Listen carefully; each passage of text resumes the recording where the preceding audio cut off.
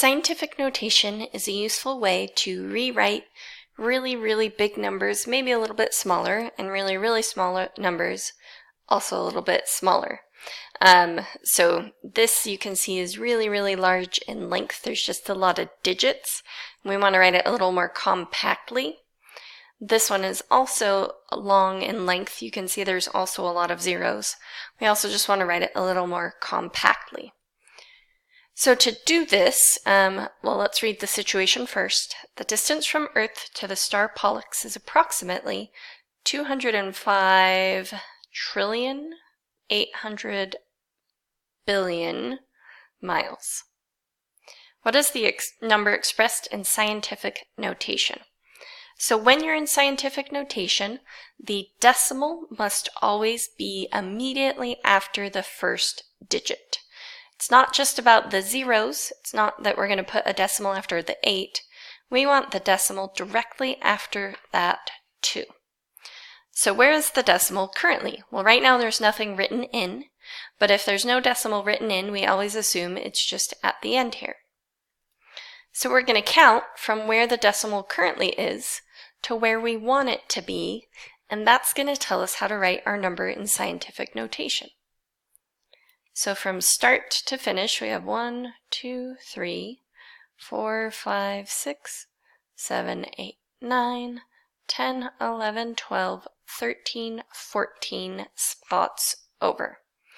So we can write this as 2.058.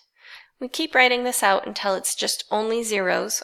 After the 8, all that's left is zeros, times 10 to the 14th power. We counted and there was 14 spaces.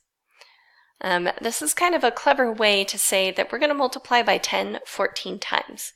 Every time you multiply by 10, it moves that decimal.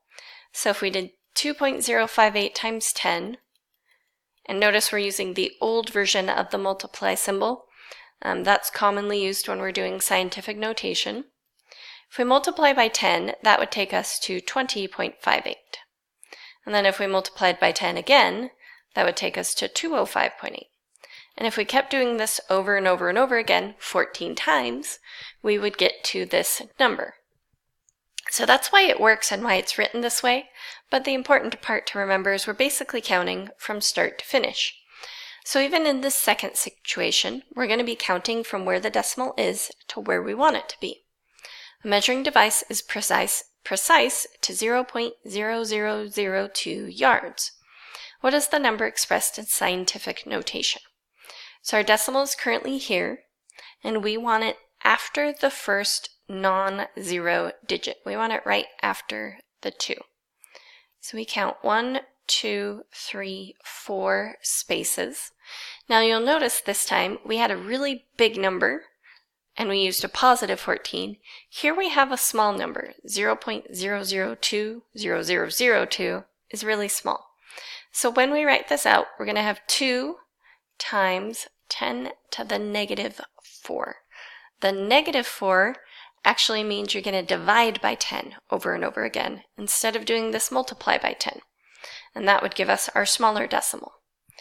So we counted over. Notice I didn't even write the decimal in because it's immediately after the 2 and there is nothing behind it.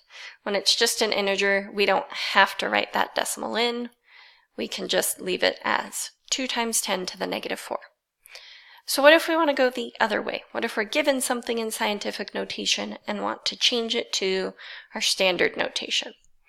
The mass of a certain seed is 5.5 times 10 to the negative 2 grams.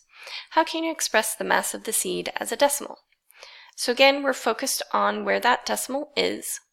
Negative 2 means it's going to become a smaller number. We're going to have some zeros in front. So we count left 2 spaces, and that's where the decimal will end up. Notice we have an empty space, and to fill that, we need to put a 0.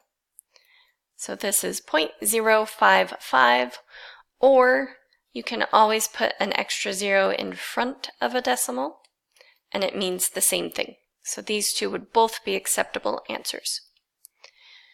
Next one, a certain eel can grow up to 3.2 times 10 to the third millimeters in length.